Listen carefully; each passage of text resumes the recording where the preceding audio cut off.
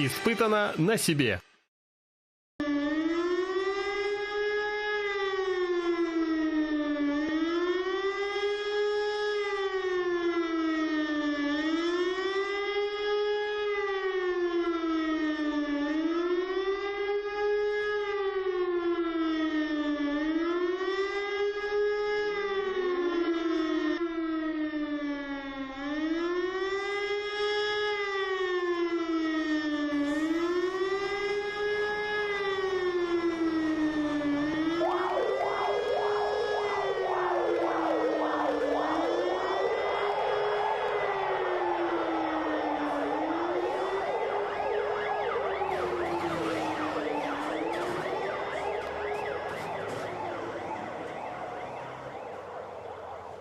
Да, друзья, мы буквально только подъехали в пожарную часть, и сразу практически минут через 15 произошел вызов.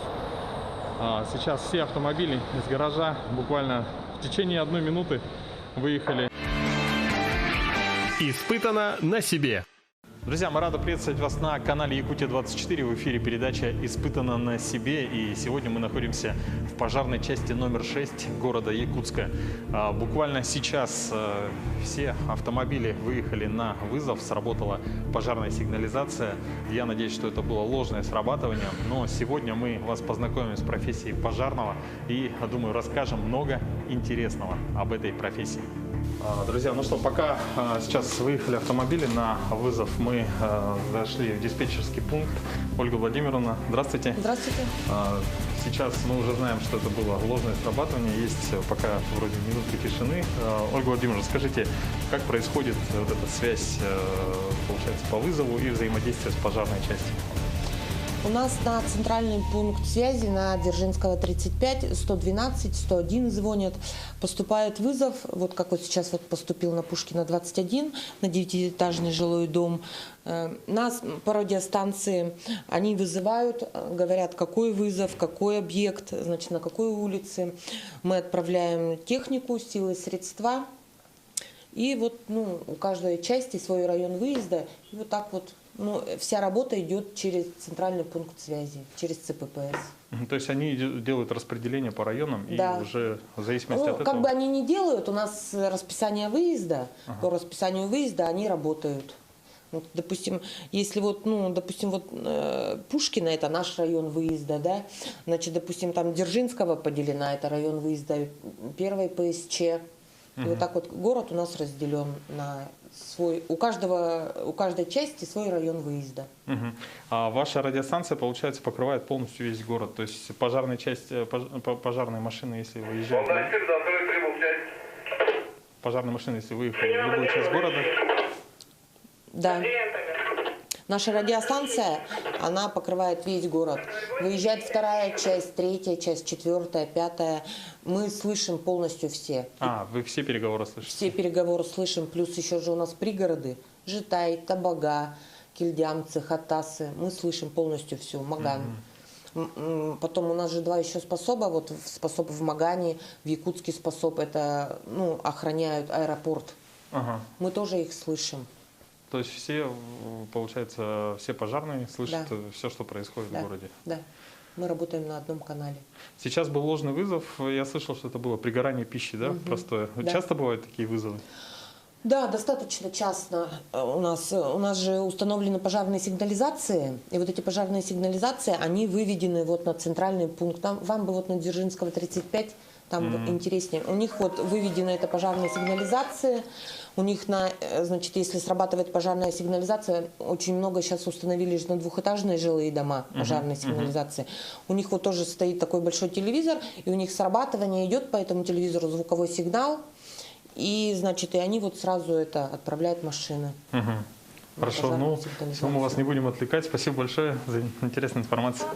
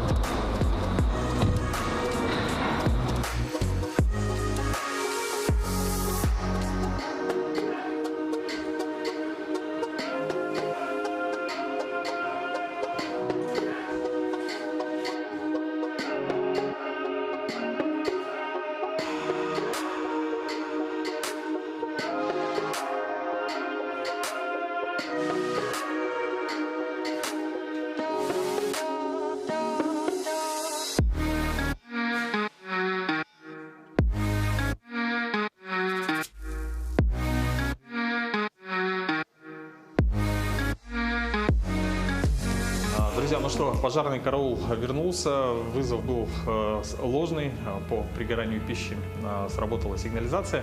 Ну а сейчас мы можем начать наш рассказ и знакомство с профессией пожарного. Находимся мы сейчас в комнате, где размещены средства защиты, такие как дыхательные аппараты. Поподробнее нам об этом расскажет Афанасий Кириллин.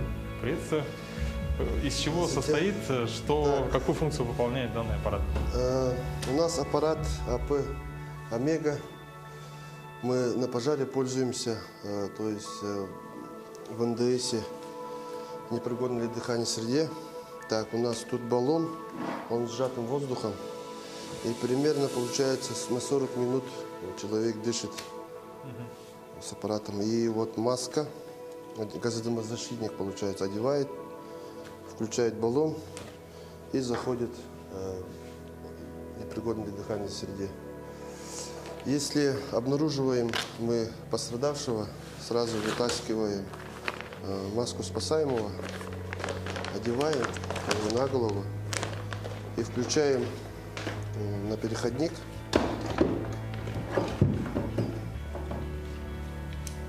Находится он на лямке, да? Да. И он уже свежим воздухом дышит. В основном у него баллон, он металлокомпозитный, вот, подключен к редуктору и подвесная система. Все как бы расположен вверх ногами, Да, да? вот так. Можете убивать. Так, ну, я думаю, давайте сейчас попробуем. Мы еще обязательно полное обмундирование пробуем. С этой стороны. Микрофон. Так, ага. Свои ремни. Вот этот баллон, он в обязательном порядке надевается всегда, да? Или только при присутствии как бы? Всегда одевается. Перед включением, получается, вот надо открывать. Надеваем. Большая голова, да? Размеры разные, да? Размеры разные бывают.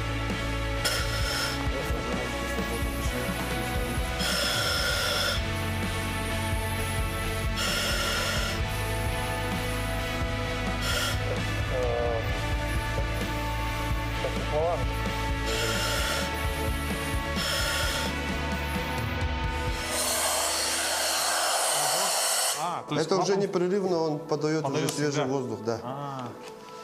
И после того, как, допустим... В случае, например, если вот воздух заканчивается, да, у него есть манометр со свистком. Он закрываем баллон, и вот травим. И вот газодымозащитнику, например, если у него заканчивается воздух, ему подается сигнал вот такой характер. И должен уже в это время он входить в свежий воздух. Сколько остается, получается, кислорода? Ну там на 5 минут где-то так вот. То бишь мы после пожара приезжаем пустыми баллонами, сразу меняем на полный. И пустые уже отдаем на заправку. Кстати, мы сейчас можем попробовать это сделать. То есть этот у нас баллон уже пустой, да? Да, Я под подышали, вашим наблюдением могу это провести, да? Это, наверное, тоже, они, получается, иностранного производства, да? Армотек. Ну, все иностранного это производство. Иностранного, только Слушайте, но он легкий. Сертифицированный, да. Гораздо легче, чем металлический. Да, поэтому металлический он больше. такой композитный. Сколько, по ощущениям, килограмма 3, по-моему, весит. И убираем его куда? В пустые, Вот пустые, да? Значит. Так, какой можно взять? Любой. Наполненный уже любой берем. Наполненный.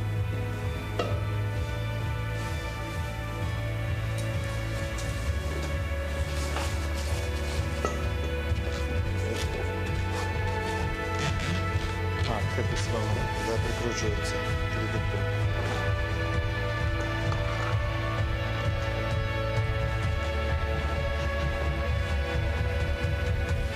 Эту процедуру делает каждый пожарный, да? Или... Да, каждый пожарный, каждый газозащитник. То есть каждый газозащитник, он проходит аттестацию, должен пройти степ-тест, Ага. и психологическую подготовку должен уже быть. И должен был, готовым должен быть к тушению пожара.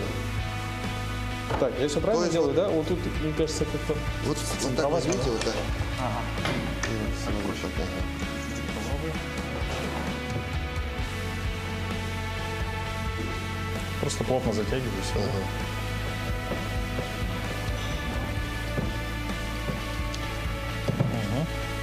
Все? Так, и закрепляем. Да, вот.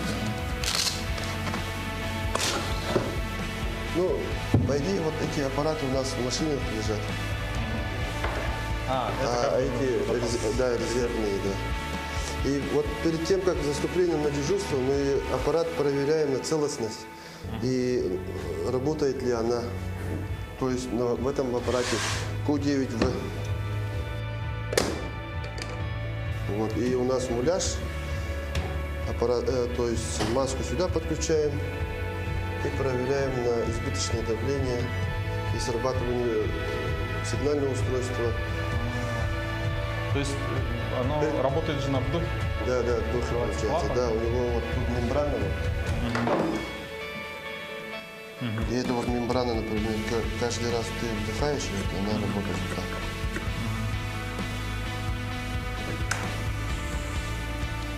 А первая проверка, это получается вот перед каждым, ну, перед заступлением на дежурство, боевое дежурство. Да, это обязательно проводится. То есть на исправность аппарата. А вдруг, например, на пожар приезжаешь, и там она, если не проверил, то вот, ну, всякое может быть. Лучше быть застрахованным. Да, конечно. Да, и после этого записываем журнал первой проверки. Это все газозащитники так проверяют. Хорошо. Ну, действительно, вообще это только один из элементов средств защиты пожарного. Еще мы далее вас познакомим непосредственно с самим обмундированием, с костюмом пожарного. Все это будет далее в нашей программе.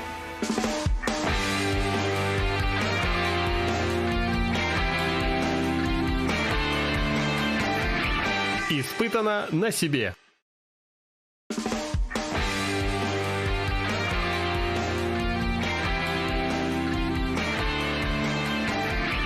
Испытано на себе. Мы переместились сейчас в следующее помещение, продолжаем свой рассказ про профессию пожарных. И это помещение называется «Для мойки и обслуживания рукавов». Вот вы можете их видеть за моей спиной. И сейчас Валерий Петров расскажет об этом более подробно. Здравствуйте. В общем, рукава мы используем диаметром на полста 1, 66 и 77 внутренний диаметр. То есть эта магистральная линия на диаметр рукавов на 77, она идет непосредственно от автомобиля до разветвления. На разветвление мы уже ставим рабочую линию 66, либо полста 1. Но, как правило, мы работаем на полста 1 после разветвления. Так, здесь у нас в помещении находится установка для мойки рукавов. То есть, допустим, с пожара приезжаем, грязные рукава у нас, да? В ванну набираем воду, и они отмачиваются, запускаем мойку, суем один конец с этой стороны, там щетки они крутятся, и посюда уже вытаскиваем чистый рукав. Чистый, но мокрый. Чистый, но мокрый, да. Вот есть для продувки и сушки рукавов установка. Вот, допустим, рукав мокрый, сюда его подсоединим. Или если, допустим, 77 либо 66 через переходную головку тоже можно подсоединить. Температуру выставил, воздуха, допустим, поток. И продувка, либо сушка. А сколько времени уходит на то, чтобы вот полный процесс один рукав промыть и просушить? Но они сохнут не так быстро. Ну, моется он быстро, минут, может, за 5, за 7 можно помыть. Так вот. Ну, это отдельные дни. Ну, так. То есть это отдельный день специально? Нет, ну, это просто каждый день это не происходит. Допустим, сейчас зима, рукава слишком не мораются. Летом тоже как бы сильно так. Редко-редко грязные рукава. Ну, у нас вот все более-менее чистые рукава. Это уже получается чистый Это рукава, резерв рукавов у нас, да. Вот. Это у нас установка для испытания рукавов. То есть подается вода сюда, ну, либо с пожарного крана, либо с автоцистерны.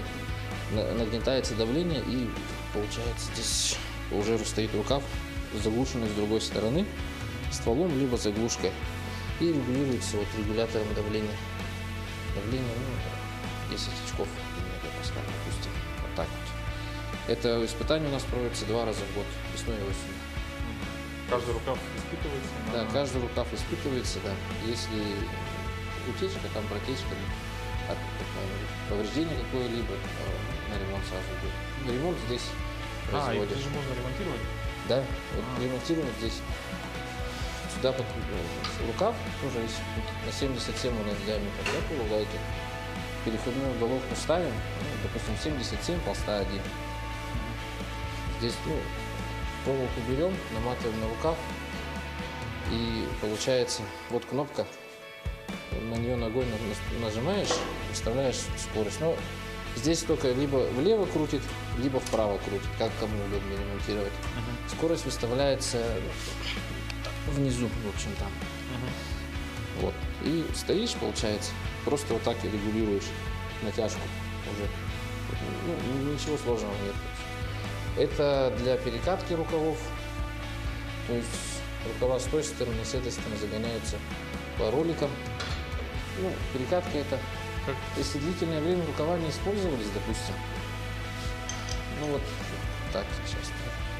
Вот, допустим, вот перекатка, да, то есть с ребра на ребро, на другое. Это называется, ну, перекатка рукавов. А каким образом вообще вот он... Это же это брезент, да, правильно? Ну да, что-то резиновое. И если здесь протечка, то каким образом? Ну, делается типа чулок, шина, кто как называет. Ну, вот так вот. Допустим, просто накладывается, зашивается внутри и накладывается. А вот у нас, да, в регионе в сильные морозы вообще вот, я так думаю, что так как это вода, рукава замерзают. Как с этим? Ну, рукава замерзают, получается, если какой-то пожар, что-то, ну, работаешь со стволом, обязательно нельзя закрывать, короче, ствол, чтобы постоянно вода текла. Не сильно, конечно, но когда, допустим, вот со стволом работаешь, вошел на разборку, да, конструкция, немножко призакрыл рукав, но не до конца, чтобы вода, короче, ну, постоянно текла. Была проточность. Да. Также разветвление тоже. Ну, все вот так. Особо-то больше не сказать нечего.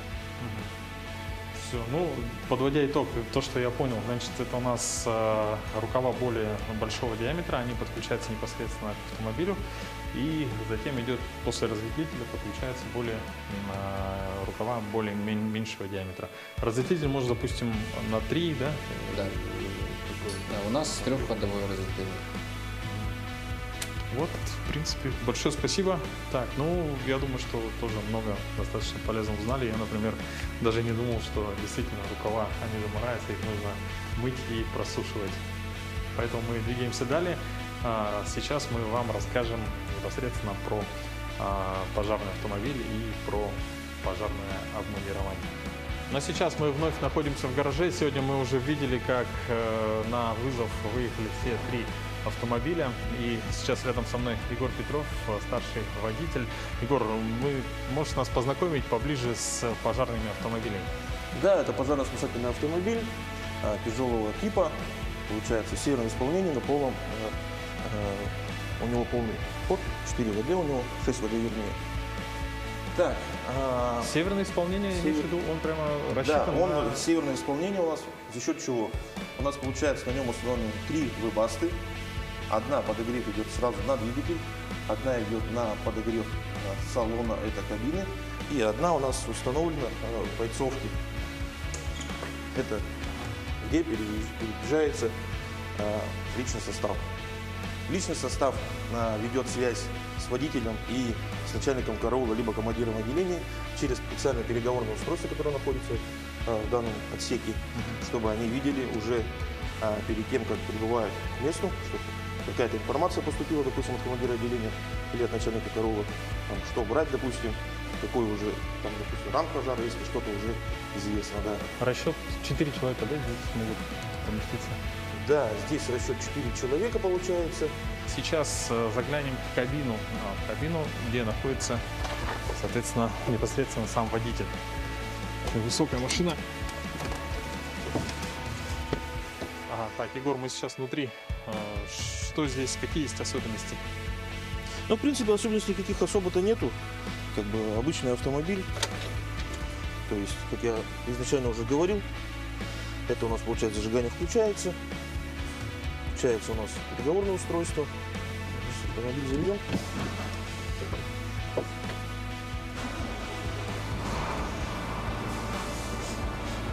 Водитель может напрямую работать отсюда, прям с автомобиля, с кабины, не выходя. Здесь у нас стоит бортовой компьютер. Также может включить насос, напорные, ну, так же, как я уже говорил, напорный левый, напорный правый. Прямо отсюда он может подавать. Все из кабины, да? Да, все из кабины. Здесь также получается командир отделения либо начальник караула переезжает, передвигается к месту пожара. Также сразу здесь присутствует кислородный баллон, получается, маска спасаемого. Ну и водитель, конечно, наши суровые, получается, уже зима, холодно, с собой перевозит рукавички теплые, бушлат, какие-то свои там вещи укрепленные уже, чтобы на пожаре, чтобы сразу одеться. Пожары могут быть долгие.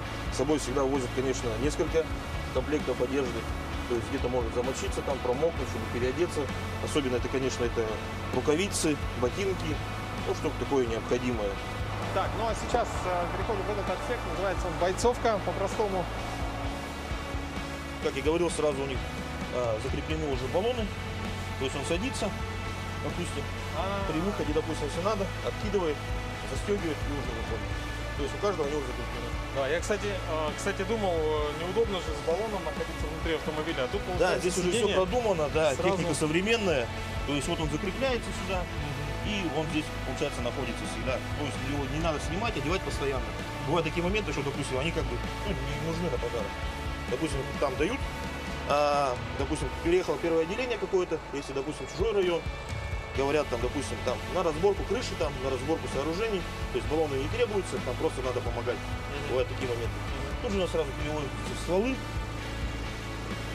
Вот стволы получаются. Здесь у нас хранится, получается, гидравлический инструмент.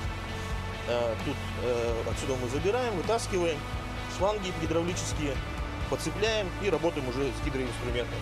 То есть где-то нужно отрезать, ножницы, разжимы, зажимы и так далее. В летнее время мы перевозим с собой пожарные, вернее не пожарные, спасательные жилеты. У нас здесь она как бы машина пожарно-спасательная, автомобиль. И поэтому у нас предусмотрено, что мы перевозим с собой лодку, спасательные жилеты. У нас здесь тоже также находятся пилы, также находятся бензорезы там, для вскрытия каких-то конструкций, тех же гаражей, там, если не можно попасть. В принципе, бойцовка такая, как бы, как сказать, она просторная, места хватает, как бы. Также вот переговорное устройство, на котором тут видеокамера, нажимаем и разговариваем, допустим, уже с командиром отделения или начальником караула, дает какие-то уже инструкции. Так, здесь помимо двух пожарных автомобилей, я могу ошибаться, ну, то есть могу назвать цистернами, да, пожарные автомобили? Пожарно-спасательный автомобиль. Да, есть еще автомобиль с лестницей. Сколько метров эта лестница? Так, формулировка этого автомобиля АЛ-50, то есть 50 метров у нас лестница. На базе КАМАЗ, то есть для чего? Для доставки, допустим, личного состава на высоту. И у нас есть суфотруб, по которому можно подавать воду на высоту, допустим, либо тушение сверху. Каких-то ангаров. То есть вот эта труба, она, получается, раскрывается. Она выдвижная, да. Она раздвигается полностью, если все выдвигается, и то есть сама труба телескопическая, то есть также она идет. Называется суфотруб. Также здесь цепляется у нас люлька. Вот у нас находится. Бойцы помогают водителю, цепляют люльку. Ее цепляем, то есть лестница раскладывается, устанавливается, стрелу поднимаем, кладем ее чуть ниже автомобиля, ребята цепляют, сразу два бойца, допустим, и поднимаются наверх. Также сразу цепляют, бывает, что нужно зацепить лафетный стол, также лафетный стол у нас имеется, либо нужно там, если подцепить стволы, если работать с стволами. А вот я заметил, вот тут, да, попутчик и вот на сухопруге тоже. Да, это называется концевики. Для чего они предусмотрены? Если, допустим, мы близко подъезжаем или подходим, допустим, водитель может быть не видит снизу, чтобы не упереться вдруг лестницы, там здание само. Концевики срабатывают, происходит сигнал, водитель уже понял, что где-то наверху, допустим, где-то задымленность, он не увидел, что он близко уже к стене или к балкону. И он уже нажимает, уже понимает, то есть отжимает, они погасли, то есть сигнализатор сработал. Он отжимает, все, он потух, и он понимает, что он уже приблизился, если вдруг он не видит. Ну, да, поблагодарим Егора за очень подробный рассказ о пожарных автомобилях и двигаемся далее. Впереди у нас пожарное обмундирование.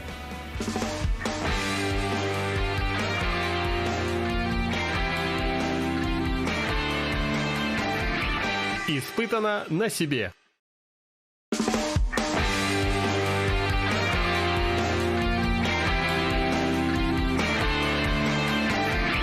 Испытано на себе.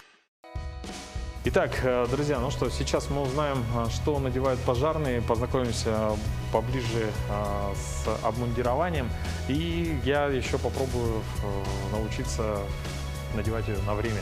Но вновь с нами Афанасий. Сейчас из чего состоит обмундирование пожарного? Боевая одежда пожарного предназначена для защиты тел от опасных факторов. Это у нас Так, начинаем со штанов. штаны, да. Одевайте. Грубый материал, да? Ага. Ну это от защиты тела от пожара. От пожаров. Огнестойкий. Да, огнестойкий, огнеупорный. Да, действительно, сейчас форму подгоним под себя, а потом попробуем надеть на время. Но что-то мне подсказывает, что со скоростью будут проблемы. Так. Ага. Все тут на липучках. Это все для скорости, да? Да.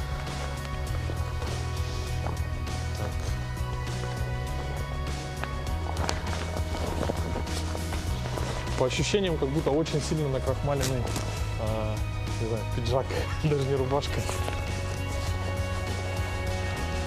Все на липучках. Верхняя часть называется как? Бушлат?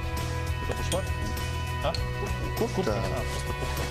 Так, далее надеваем. Потом вот сапоги пожарного, она тоже предназначена вот металлическими еще. Я по виду, я на них смотрю, Да. это как будто как, ну, обычные сапоги. На Во самом деле. время тушения пожара, например, там они могут быть металлические конструкции, там, то есть гвозди.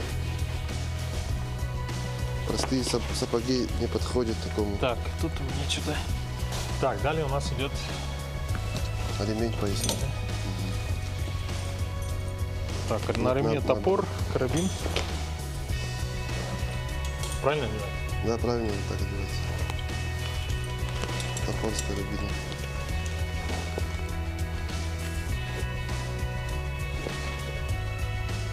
То есть он еще выполняет роль страховочного, да? В случае высоты, например, там, если эвакуация тоже вот производится путем этого веревки. пожарной. И вот каска. Это под шлемник.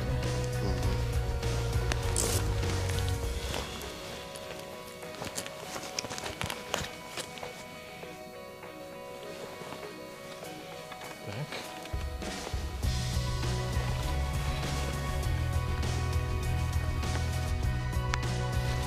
Норматив также все надо застегнуть, да? Да. Так, сейчас подготовим.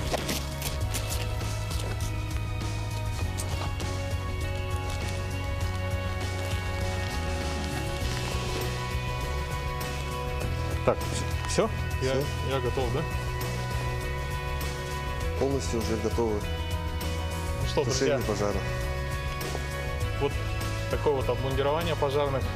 Надо сказать, что такая ощутимый вес, во-первых. А могу я попробовать в обмундирование залезть? Ну, давайте попробуйте. До этого у меня это получалось. Давайте сейчас попробуем. Очень непривычно.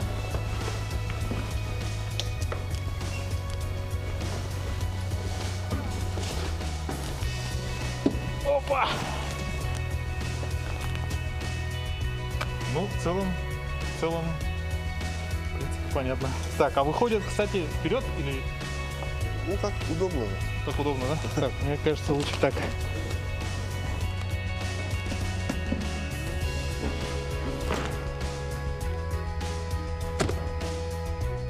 Кстати, чувствуется, что в сапогах металл, то есть амортизации практически нету, да, здесь? Там она полностью подошва. И вот, Носок. да, носок, все металлическое. Друзья, это еще не все. Дело в том, что полностью обмундирование пожарного весит около 30 килограмм. Основной вес еще добавляет вот аппарат для дыхания, который сейчас также на себя примерю и расскажу про свои ощущения. Правильно, да? Угу, правильно.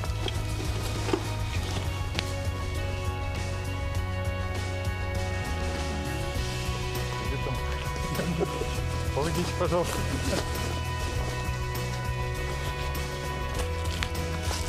Маска куда крепится? Это сбоку, да? Маска на голову. Ну, вот эта лямка. А, вот эта лямка? А, то есть она всегда должна быть наготове. Так. Как она? Так? Каску снимите, ну вот так. И не забывайте. Маска спасаемого. Маска спасаемая. Как она одевается? Ну, сверху тоже вот так.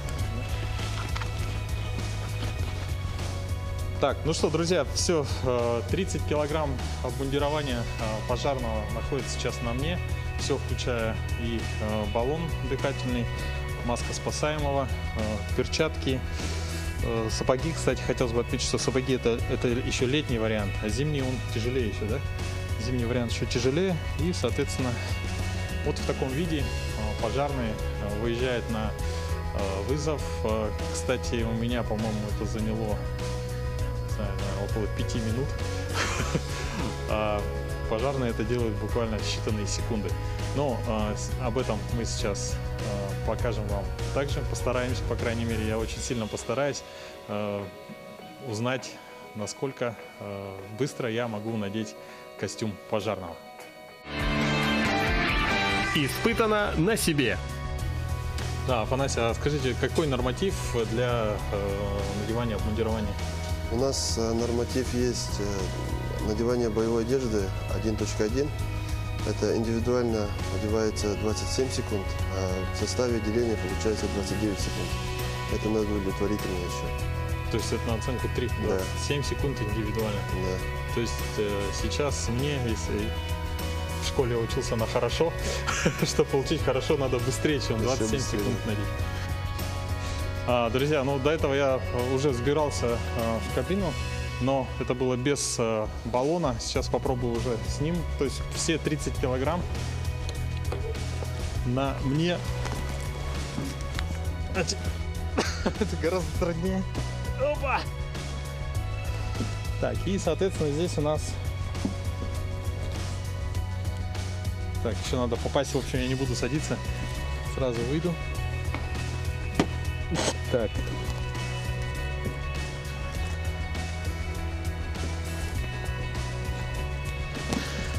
Если... Это самый нерасторопный пожарный сейчас был в кадре. Очень все медленно. Кстати, тяжеловато. Я уже нахожусь где-то продолжительное время в этом костюме. А это еще учитывайте, что вам нужно подниматься пешком по лестнице с бронзбойтом, с дополнительным оборудованием. В общем, очень нелегко. Так, сейчас мы покажем вам, как профессиональные пожарные одеваются, за какое время, и потом я попробую это повторить. Так, друзья, ну что, у меня в руках секундомер. Михаил сейчас готовится. Кстати, хотелось бы отметить, я думаю, вы уже заметили, что одежда пожарных уже находится в специальном положении для оперативного надевания, то есть чтобы как можно быстрее наряд мог выехать на вызов. Ну что, сейчас мы посмотрим. Михаил уже готов. В руках у меня секундомер. Так, откуда? Наверное, отсюда. Чтобы секундомер еще было видно. По моему сигналу, да? На старт. Внимание, марш!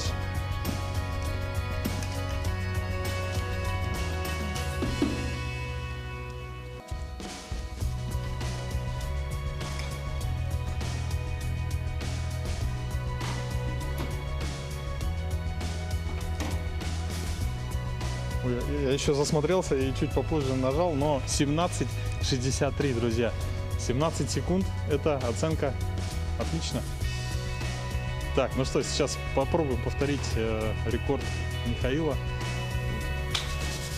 Так, готовы, да? Внимание, марш!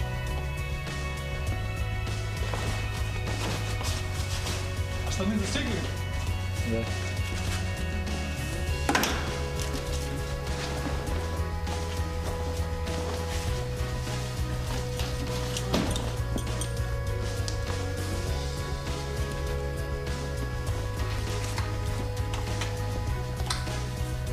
Все. 25. 25. 3 с плюсом, да? 3 с плюсом, друзья. Ну что, для первого раза как нормально, наверное, да? Ну, есть, конечно, небольшие огрехи, но тем не менее, ну, я думал, минута уйдет. На самом деле, вот компоновка одежды, она, конечно же, играет свою роль, то есть не тратишь время там на поиск рукавов и так далее, то есть сразу 2 руки, и уже куртка буквально через секунду на тебе. Ну, Михаил, большое спасибо. Так, сейчас я отдышусь, и мы продолжим нашу передачу. Ну что, друзья, мы сейчас с вами узнали достаточно много о профессии пожарного. Самое время, наверное, познакомиться с самой частью, как она, из чего состоит. Здесь у нас получается гараж. С той стороны мы уже были в диспетчерской. Тут вход. И давайте пройдем на 2-й этаж. Там находится основное, ну, можно сказать, помещение, где располагаются сами пожарные, руководство. Так, здесь, соответственно, находятся у нас кабинеты. Вот это вот очень интересная тема. Спусковые столбы. Я даже боюсь туда поближе подходить. И на самом деле, чтобы спуститься по этому столбу, нужен специальный допуск. То есть должен быть настоящий пожарный. Мне не разрешили. Ну, я и рад этому. Потому что высота здесь, ого-го. Посмотрите. Норматив выезда пожарной бригады из части составляет 1 минуту. И для ускорения, то есть когда это требуется, также пожарные спускаются по этой спусковой трубе. Вот, их 2, кстати, можно, то есть спускаться в 2 потока. Здесь также есть предупредительные таблички, что это на самом деле достаточно опасная дверь. Нужно аккуратно туда заходить. Так, ну что, мы двигаемся далее. Здесь, соответственно, комнаты. Так, комната отдыха, да? Ну, да, я так не буду показывать. Так, значит, комната отдыха. Также здесь кабинеты. Здесь находится учебный класс, где проходит... Сейчас проходит занятия, да? Да, проходит разбор пожаров. Проходит разбор пожаров, не будем мешать. Далее, следующее у нас здесь называется помещение для разогрева и приема пищи. Ну, я бы назвал столовая, да? То есть здесь все как дома. То есть большой стол, холодильник, микроволновая печь, электроплита, раковина, кухонная утварь. В общем, все, что нужно для того, чтобы подкрепиться во время обеденного перерыва. Ну и далее, конечно, чтобы поддерживать себя в форме, здесь, до этого мы сейчас дойдем, здесь большая просторная раздевалка. Сколько здесь кабинок? 40 на 40 кабинок, то есть у каждого пожарного есть своя кабинка. Термокамера – это душевая. Здесь находится душевые и сауна. Так. Вот сюда можно входить только в смену обуви, потому что это спортзал. Так, свет включим. А вот здесь.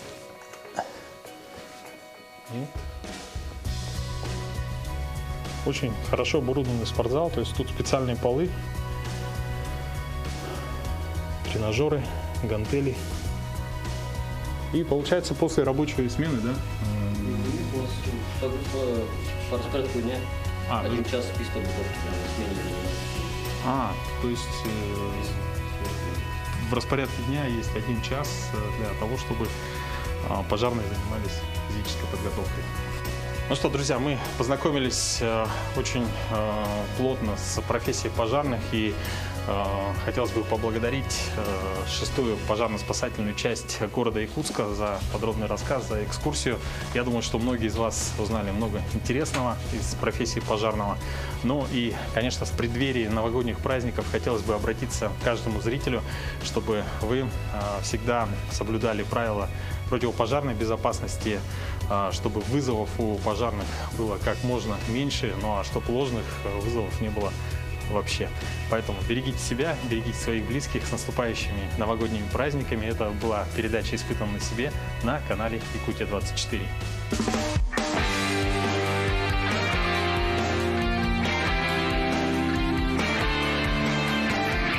Испытано на себе.